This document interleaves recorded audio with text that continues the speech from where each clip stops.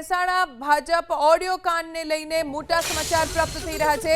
મહેસાણા ભાજપમાં એક બાદ એક ઓડિયો ક્લિપ્સ વાયરલ થઈ હતી। મહેસાણા ભાજપ નેતા પિન્ટુ પટેલની પોલીસે અટકાયત કરી છે। મહેસાણા ભાજપના નેતા પિન્ટુ પટેલ જેમની પણ એક ઓડિયો ક્લિપ વાયરલ થઈ હતી। મહેસાણા તાલુકા પોલીસે પિન્ટુ પટેલની અટકાયત કરી છે। મહેસાણા જિલ્લા પંચાયતના પ્રમુખ તૃષા પટેલના પતિ છે પિન્ટુ પટેલ। મહેસાણા ભાજપમાં ઓડિયો કાંડને લઈને આ મોટા સમાચાર પ્રાપ્ત થઈ રહ્યા છે। ભાજપના નેતા પિન્ટુ પટેલની અટકાયત કરવામાં આવી છે। પોલીસે પિન્ટુ પટેલની અટકાયત કરી છે।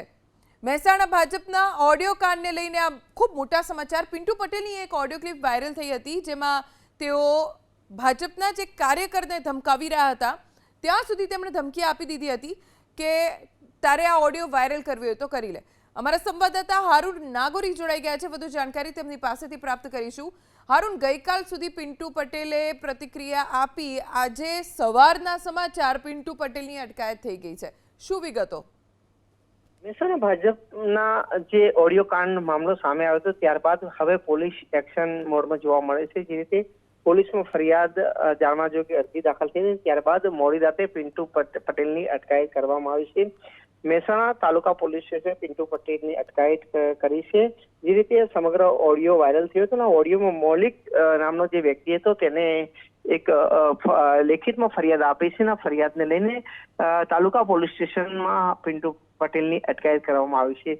હજુ સુધી પિન્ટુ પટેલને છોડવામાં આવ્યો નથી, પરંતુ જે રીતે પિન્ટુ પટેલની અટકાયત થઈ છે ને તેને લઈને હવે રાજકીય માહોલ ક્યાંક ને ક્યાંક ગરમ આવ્યો છે। કારણ કે ભાજપના નેતાના ઓડિયો વાયરલમાં હવે ભાજપના નેતાની અટકાયત કરવામાં આવી છે।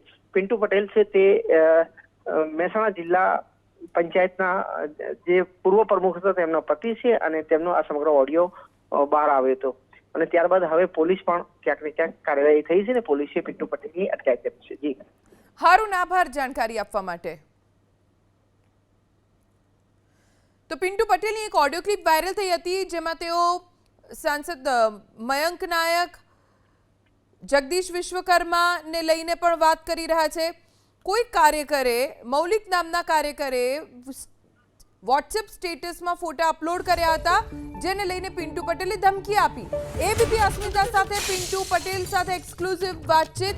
એબીપી અસ્મિતા સાથે પિન્ટુ પટેલે એક્સક્લુઝિવ વાતચીત કરી હતી। પિન્ટુ પટેલ એબીપી અસ્મિતા સાથે વાત કરવા સામેથી આવ્યા હતા અને એક્સક્લુઝિવ વાતચીત તેમણે એબીપી અસ્મિતાની સાથે કરી હતી। પિન્ટુભાઈ, ઓડિયો વાયરલ થયો છે, ખરેખર ઓડિયો તમારો જ છે, શું કહેવા માંગો છો? જી, ઓડિયો એકચ્યુઅલી મેં મારા પોતાનો જ અવાજ છે, એના અંદર એમાં કોઈ ખોટી વાત છે નહીં।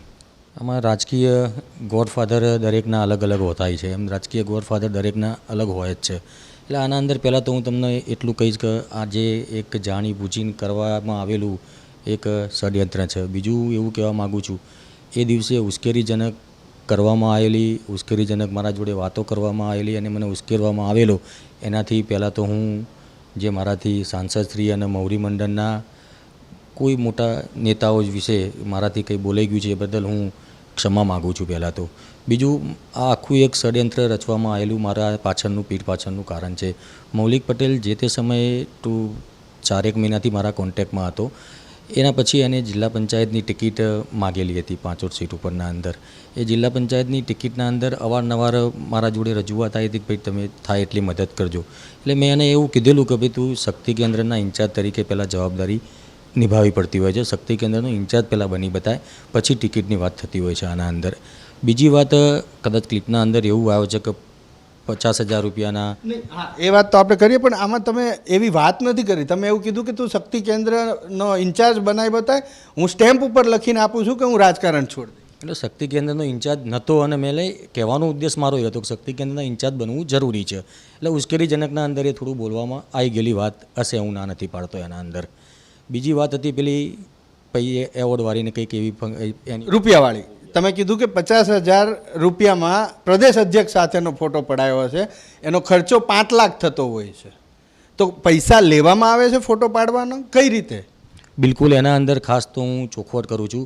કહેવાનો ઉદ્દેશ એવો હતો કે 50,000 રૂપિયા કોઈ એવોર્ડ ફંક્શનના અંદર કે ડોનેટ કરીને એવોર્ડ લેવો એ વસ્તુ અલગ છે, પણ જ્યારે કોઈ રાષ્ટ્રીય કે કોઈ બી મોટા નેતા કે કોઈ બી મોટા આગેવાનો આવતા હોય છે તો એનો એક સમાજના કોઈ ફાયદો થતો હોય છે એવો કાર્યક્રમ કરીને, એવો કાર્યક્રમ કરવાથી જે સમાજને પણ ફાયદો થતો હોય છે કે પાર્ટીને પણ ફાયદો થતો હોય છે, એવો કાર્યક્રમ કરવાથી એના અંદર 5 થી 6 લાખ રૂપિયા ખર્ચો પડતો હોય છે. એ ખર્ચો કરો ત્યારે એનું જે આપણે ખરેખર ફોટો બનાવીએ છીએ એ ઉગી નીકળતું હોય છે. મારો કહેવાનો ઉદ્દેશ્ય હતો કે કોઈ બી કાર્યક્રમ સારો કરવાથી જે સમાજને ફાયદો થતો હોય એવો કાર્યક્રમ કરો, એના અંદર 5-6 લાખ ખર્ચો થતો હોય તો એ ફોટો સાચો હોય છે. મારો કહેવાનો અર્થ આ હતો કે 5 લાખ લઈને ફોટો પડાવે છે કોઈ અમારા નેતા, કે 5 લાખ લઈને કોઈ ફોટો પડાવવા પર પૈસા લે છે, એ વાત બિલકુલ ખોટી હતી. કેવલ ને કેવલ કોઈ કાર્યક્રમ કરીને તમે એના અંદર જે ખર્ચો કરો છો અને પછી જે ફોટો પડે એ સાચી વાત છે. મારો ઉદ્દેશ આ હતો. અચ્છા, તો જે સાંસદ છે, રાજ્યસભા સાંસદ મયંક નાયક, એના પ્રત્યે એટલી બધી ધૃણા કે એના પ્રત્યે એટલી બધી નફરત કેમ છે તમને કે કોઈ વ્યક્તિ જો એની પોસ્ટ પણ મૂકે, ભારતીય જનતા પાર્ટીનો કાર્યકર હોય, તો એ તમારો દુશ્મન બની જાય?